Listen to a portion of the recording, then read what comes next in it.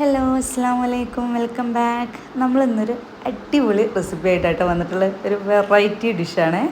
ഒരു കടായിലോട്ട് ഓയിലൊഴിച്ച് വലിയ ഉള്ളി ചെറുതാക്കി അരിഞ്ഞതും ഇഞ്ചി വെളുത്തുള്ളി പേസ്റ്റും ഇട്ട് നന്നായിട്ട് വഴറ്റിയെടുക്കുക. പെട്ടെന്ന് വഴന്ന് കിട്ടാൻ വേണ്ടിയിട്ട് കുറച്ച് ഉപ്പ് ചേർത്ത് കൊടുക്കുക. കുറച്ച് ക്യാപ്സിക്കം ക്യാരറ്റ് ഇട്ടിട്ട് നന്നായിട്ട് വഴറ്റിയിട്ട് നമുക്ക് മസാലപ്പൊടികൾ ചേർക്കാം.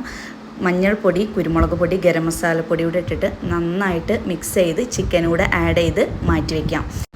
ചെറിയൊരു ബൗൾ എടുത്തിട്ട് ഒരു സ്പൂൺ മൈദയും കുറച്ച് വെള്ളവും ആഡ് ചെയ്ത് മിക്സ് ചെയ്ത് വെക്കുക. എന്നിട്ട് വേറൊരു ചെറിയൊരു ബൗൾ എടുത്തിട്ട് അതിലേക്ക് നമുക്ക് ഒരു കോഴിമുട്ട പൊട്ടിച്ചൊഴിച്ച് നന്നായിട്ട് മിക്സ് ചെയ്ത് വെക്കുക. വേറൊരു ചെറിയൊരു ബൗൾ എടുത്തിട്ട് അതിലോട്ട് ബ്രെഡ് ക്രംസ് കൂടെ ഇട്ടിട്ട് വെക്കുക കേട്ടോ. ഇന്ന് നമുക്കത് സെറ്റാക്കി എടുക്കാം. സമൂസ ഷീറ്റ് എടുത്തിട്ട് രണ്ടായിട്ട് മുറിക്കുക. അതിൻ്റെ നടുകെ കറക്റ്റ് നടുവെ രണ്ടായിട്ട് മുറിച്ച് അതിൽ ഒരു പീസ് എടുത്തിട്ട് നമുക്ക് ഇങ്ങനെ കോണി രൂപത്തിൽ ചുറ്റി എടുക്കാം കേട്ടോ. ഇതേ വീഡിയോയിൽ കാണുമ്പോൾ നിങ്ങൾക്ക് മനസ്സിലാവും കേട്ടോ.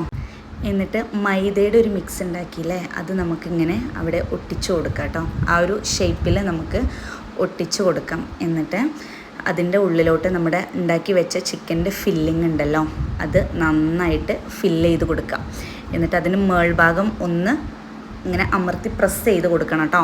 എന്നിട്ട് ഇതുപോലെ കോഴിമുട്ടയിലൊന്ന് ഡിപ്പ് ചെയ്യുക. എന്നിട്ട് ബ്രെഡ് ക്രംസിലും ഇങ്ങനെ ഡിപ്പ് ചെയ്തിട്ട് എടുക്കുക കേട്ടോ. അതുപോലെ എല്ലാ ഷീറ്റും നമുക്കങ്ങനെ ചെയ്തെടുക്കാം. പിന്നെ ഇങ്ങനെ ചെറിയൊരു ബൗളിലാക്കി വെച്ചാലുള്ളൂ നമുക്ക് ഇത്രയും പെട്ടെന്ന് നമുക്കിങ്ങനെ ഡിപ്പ് ചെയ്തെടുക്കാൻ പറ്റത്തുള്ളൂ കേട്ടോ. ഇനി നമുക്കത് ഫ്രൈ ചെയ്തെടുക്കാം.